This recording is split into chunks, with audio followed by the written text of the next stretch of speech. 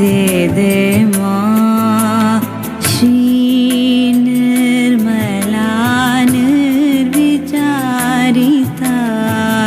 दे दे माँ श्री निर्मला निर्विचारिता दे दे माँ एककार अनुभूति के लिए एककार अनुभूति के लिए निर्विचारिता दे दे माँ एककार अनुभूति के लिए निर्विचारिता दे दे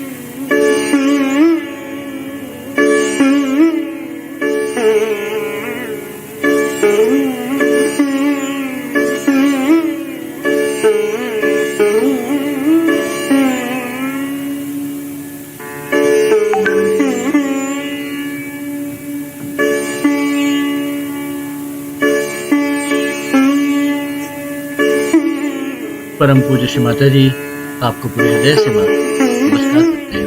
आप कृपा बंधु कर लोगों से आज की इस संध्या का यानी शाम का ध्यान करता हूँ। सर्विता है आपकी परम कृपा से परम चैतन्य मिलता है माता जी, आत्मानंद का सुख मिलता है। कृपा बंधु कर आप पूरे अपने ध्यान में देखिए, गहनता दीजिए। आइए हम सभी ध्यान की शुरुआत करते हैं।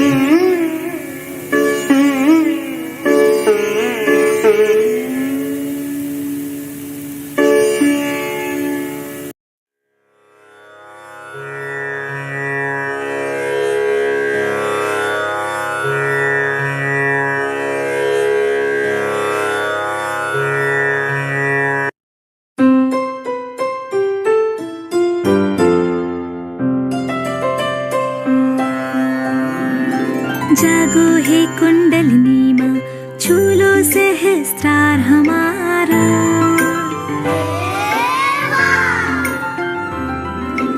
जागो हे कुंडलिनी माँ, छू लो पार करो सहस्त्रार हमारा।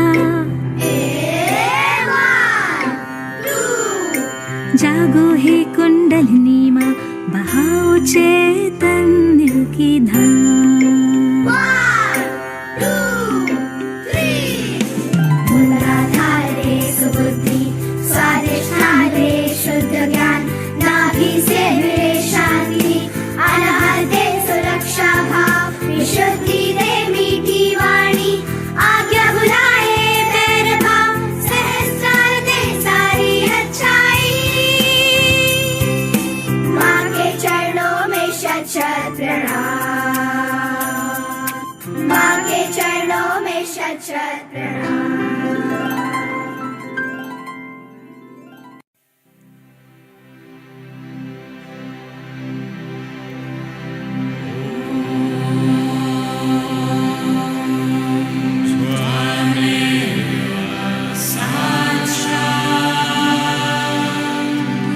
Shri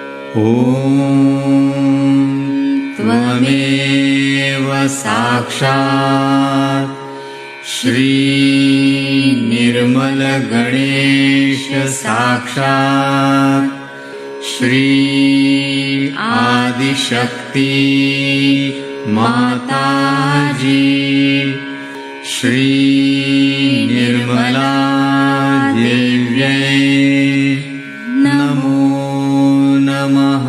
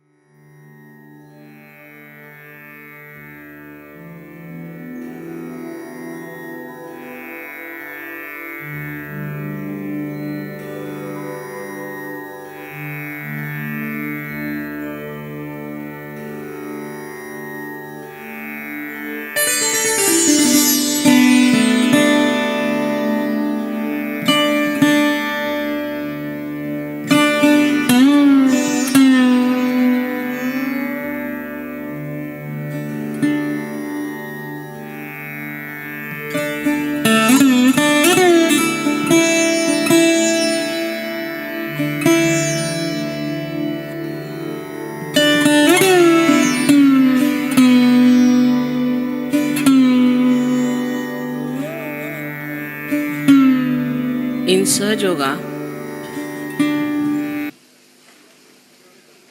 the Guru Puja has a very different significance from any other Guru Puja.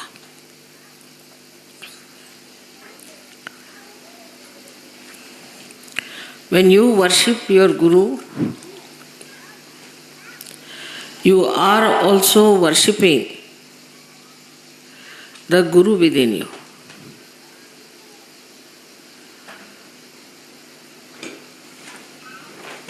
This is not in any other guru-disciple system,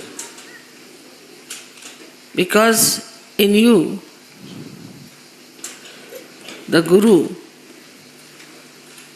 the Master, has been awakened. And so, when you are worshipping your Guru, then this Master within you is also worshipped, you respect it, you glorify it, you awaken it, and you manifest it.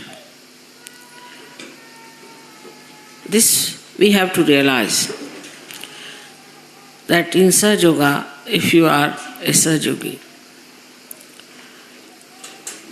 Now the quality of Guru, first and foremost, is that he makes you meet God. Means he raises the Kundalini and establishes the relation between the all-pervading power, and as your Guru is Adi-Shakti, you make that person meet also the Adi-Shakti. So you have a double advantage. That at the same time, when you give them realization, not only that you make them feel the union with the divine power, but you can make them meet the divinity itself, the source of divine power. So your responsibility as Sahajogis is very great, because in you there is the Guru. Now in our mantras we say that, Mother, I am my own Guru.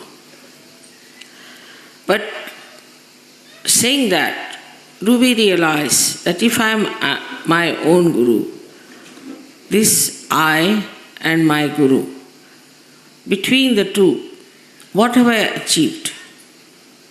Where am I? Can I guide myself? Have I got the light of the Spirit on my attention so well established and manifested that I can guide myself and guide others later on? First of all, in the Guru principle, it is important that you see to yourself the introspection, can I be my own guru? Have I become my own guru? Now, in your case, your guru is a mother, a woman. So, it has to be among women that the development of their guru qualities have to be very well manifested. But it's just the way it is not. For them, they are still the mothers, or they are the wives, or they are Sahaja. But they don't realize that you are also the gurus.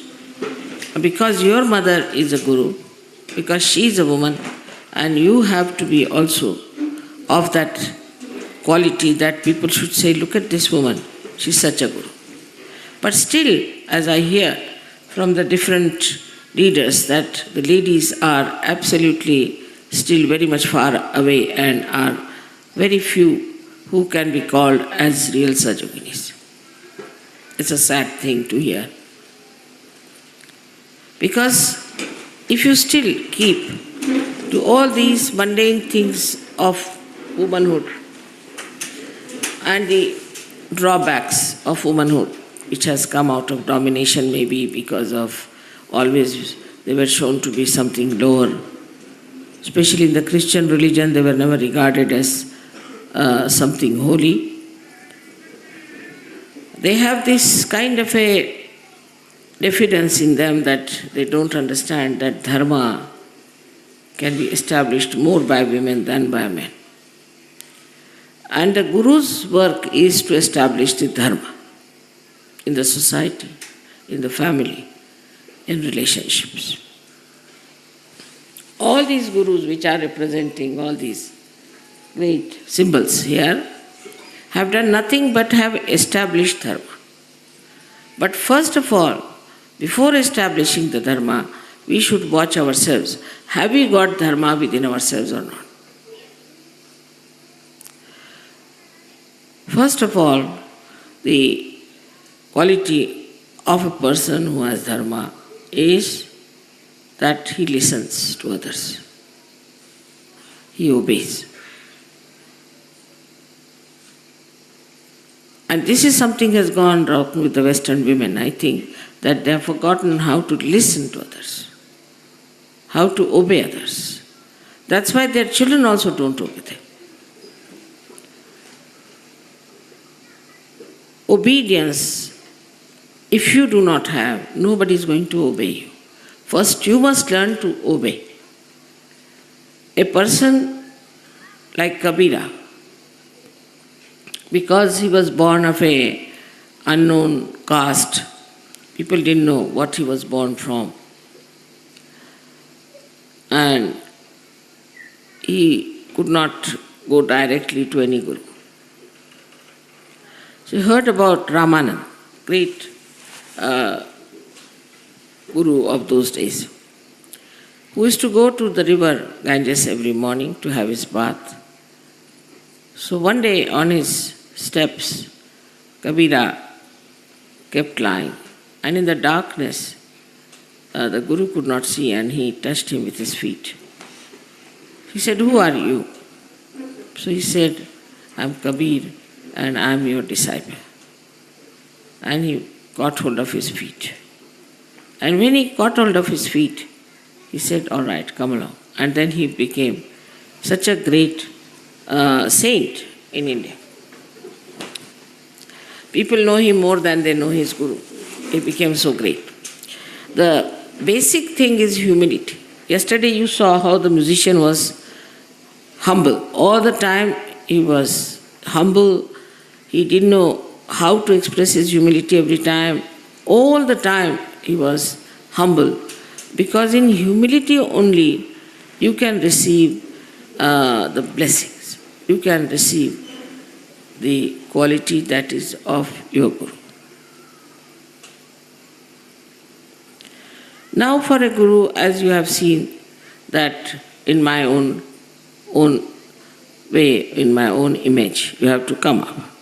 First of all, your life should be absolutely transparent. Transparency is the essence of Sahaja Yoga.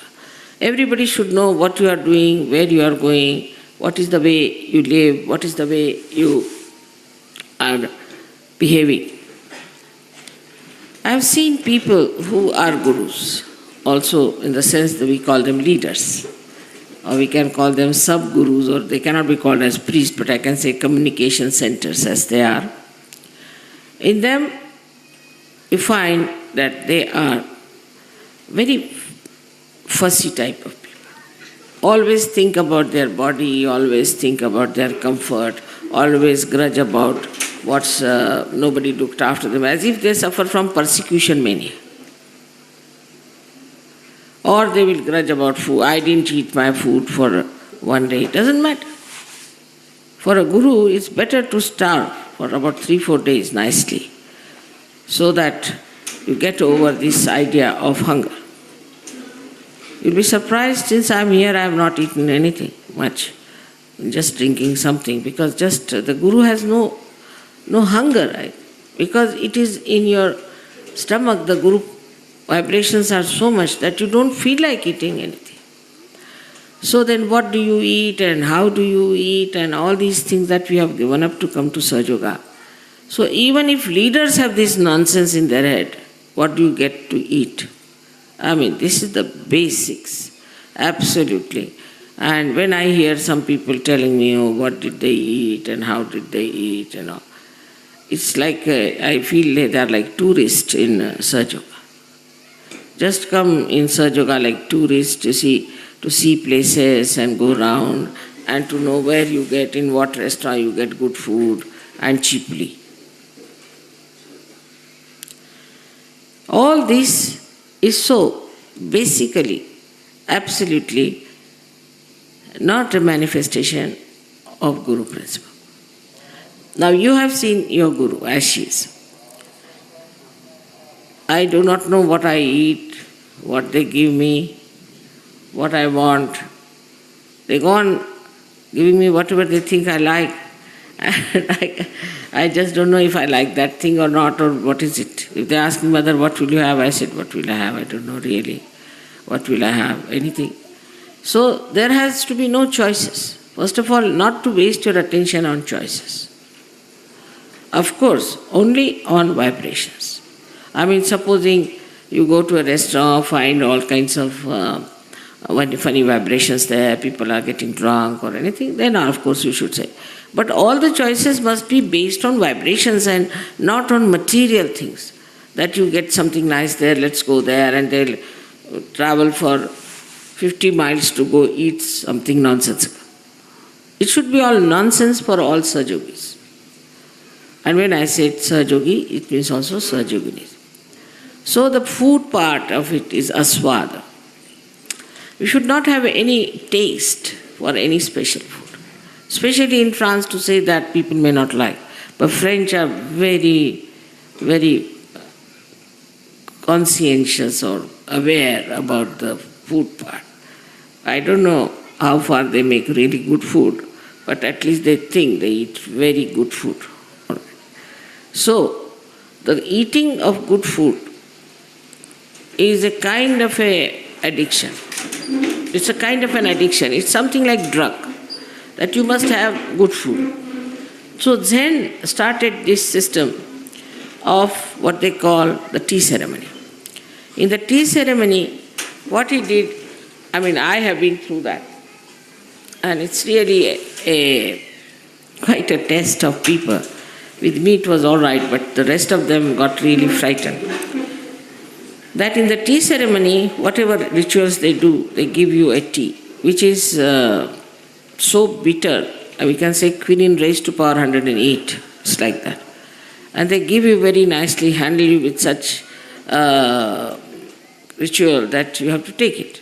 So first they say you see the cup without thinking.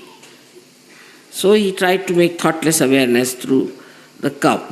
I don't know how much one can achieve with that. But that tea that you take once, your tongue is good for anything. And to compensate it, they give you something sweet, which is again sweetness raised to power 108. So sweet that it becomes bitter. So sweet. So this is just to conquer the tongue. Zen must have thought that better give them this tea ceremony, where there is no tea, there's nothing but just you really give such shocks to your tongue so that after that you can eat whatever you get. And that's why you must know that Japanese can eat anything. They have solved their food problem because they can eat anything. They can just fish out some crabs or could be some prawns, just peel them out like peanuts and eat them like that. I think Zen has solved this problem for them because they have food shortage. And this is how they can eat everything. They can eat the bark of the tree, they can eat the snake, they can eat the lizards, they can eat the frogs, everything they can eat. So all their eating problems are solved in that country by Zen, I think, because you have no taste. But in this, I think the worst are, in the whole world, are Indians. They are the fussiest people for food because their women have spoiled them. They know very good cooking and they know how to handle their husbands by cooking very well. And the way they cook food for them, you see, the men have to go back to Indian food. Now, even if they travel the whole world, they'll need Indian food. They can't get over their tongues. It is such a big conditioning in India of food that I just don't know how will they get out absolutely the basics which are important. Gandhiji tried that very much in the ashram. He used to give horrid food, boiled food with the oil of mustard on top, and nobody could eat that, raw. And he used to make everybody eat that. Not only that, he would make them clean the bathrooms, WCs, everything so that you get rid of your nose also, that you need everything. Because so many people, while eating also in India, will put something to their nose, they smell everything. So they're oversensitive to their tongue and to their nose, but not to their eyes. To eyes they are not. For eyes, I would say the most sensitive people are Japanese and Chinese. And also the Western people are very much sensitive because they don't like to see anything dirty, filthy or ugly. Indians won't mind any dirt, filth, anything, just like dogs and horses or buffaloes. They can walk through any dirt, filth, anything. Nothing matters to them. Anything ugly, ugly building or an ugly dress or anything is all right for them. It doesn't matter. To their eyes, it doesn't matter at all. Only thing, kitchen should be clean and they are all the time in the kitchen. So we don't have to learn all these bad things from Indians. There are some good things they have. But there are certain things, theirs are very bad conditioning. And the next to that are, I think, the French. But if you eat English food, you can become quite good because there's no taste in English food.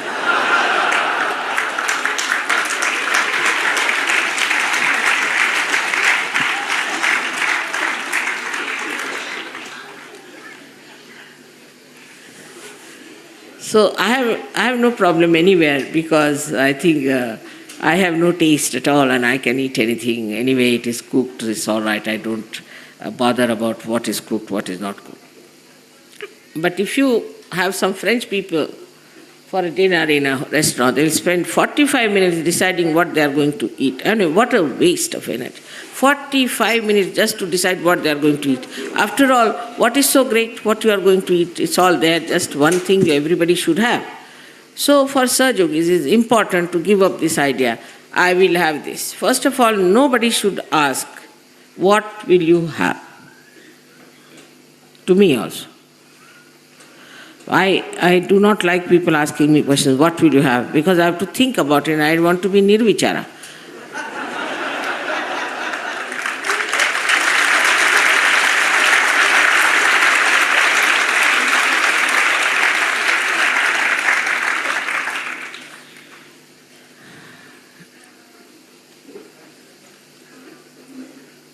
So, This is one big ordeal which we do not understand, how much we are attached to food. And food goes in the stomach. And not only that, it spoils our guru system, but also spoils our physical system. So we should try not to look at food. That's why fasting was told to all the people who wanted to develop their Gurupad. So that they should not fast. But they do not fast normally because they think of food. So there's no fasting. I mean, fasting means that you go into nirvichara and don't think of food, but they are all the time thinking of food, so it has no meaning, and you are just the same. Whether you eat it or not, your mind is eating it all the time. Then you start thinking, when will I end my fast and where will I go to have what? So this is a very basic thing that we should get rid of our habits, of our conditionings, what we are going to have and what food we are going to have. Our children also should be given a proper training about it. That is all right. Sometimes there is no salt, sometimes there is no sugar, doesn't matter. And sometimes there is nothing, doesn't matter. Nothing important for Sahaja. You can live without food for days together. No problem. So for a Sahaja, there is nothing like taste of food and hunger. There's only one hunger, is to be purified, to be clean.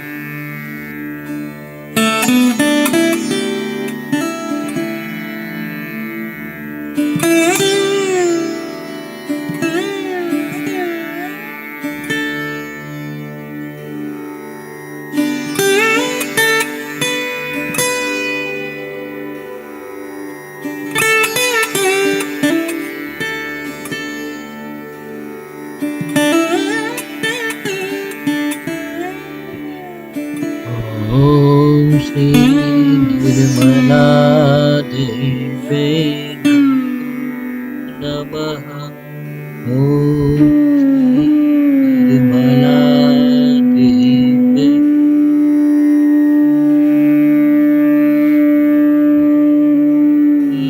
Nirmala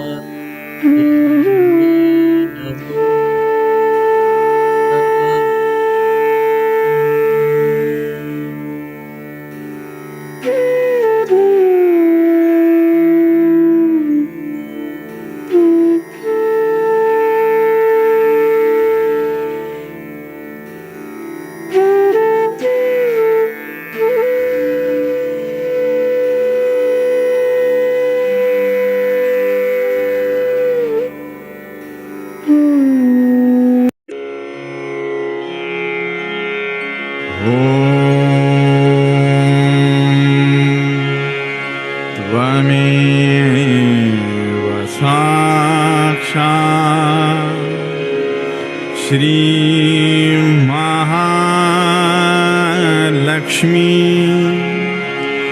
Mahasaraswati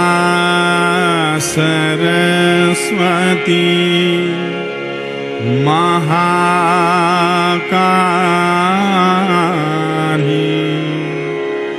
Trigunatmika Kundalini Sakshat Shri Adishakti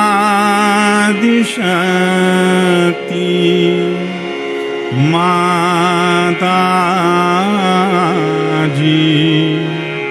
Shri Nirmala Devi Namo Namaha.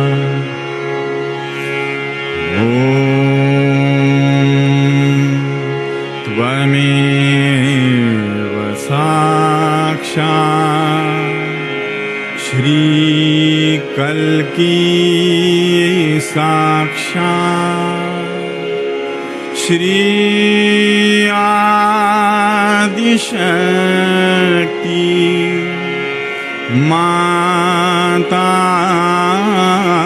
Mataji Shri Nirmala Devi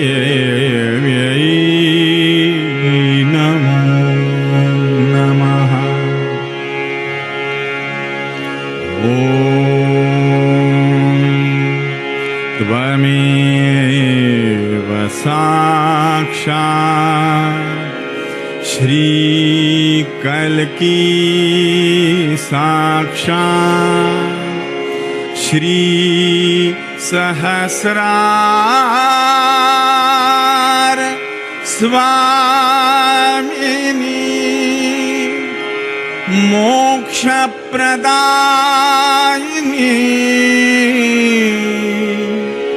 माताजी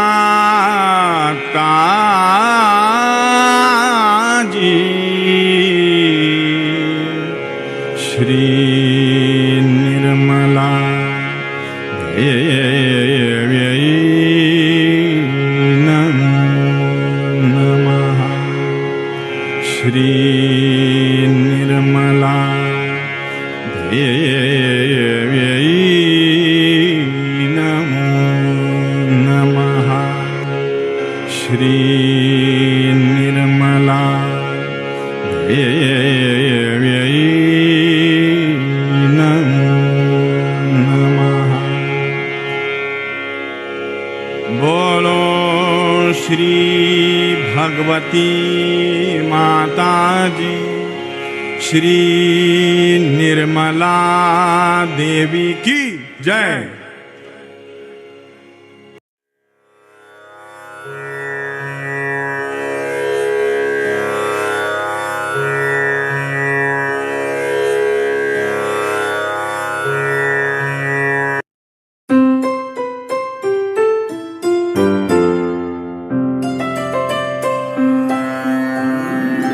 जागो हे कुंडलिनी माँ, छू लो सहस्त्रार हमारा।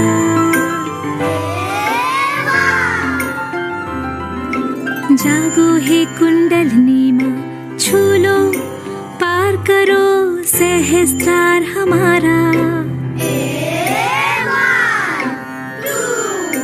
जागो हे कुंडलिनी माँ, बहाओ चैतन्य की धाम।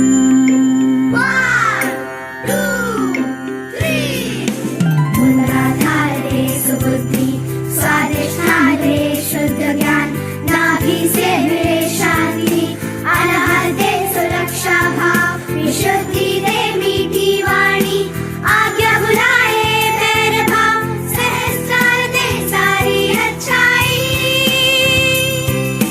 माँ के चरणों में शत शत प्रणाम, माँ के चरणों में शत शत प्रणाम।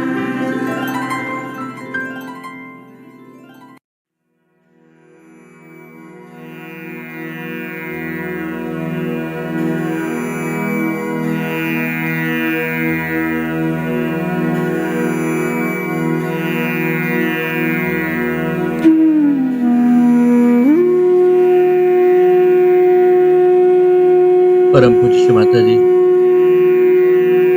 आज का संपूर्ण ध्यान माँ आपके श्री चरणों में समर्पित करते हैं। आपके श्री चरणों में माँ, आपने हमें जो ध्यान करने का जो अवसर दिया माँ, अपना निर्मल प्रेम दिया माँ, और ध्यान में हमें आपने विचारिता दी, इसके लिए हम आपका कोटि कोटि आभार प्रकट करते हैं। माता जी, आज के संपूर्ण ध्यान में माँ जाने अनजाने में किसी तरह की गलतियां करती है, उसके लिए भी आप क्षमा कर दीजिए। आपके श्री चरण कोटि कोटि अनंत कोटि प्रणाम। जय श्री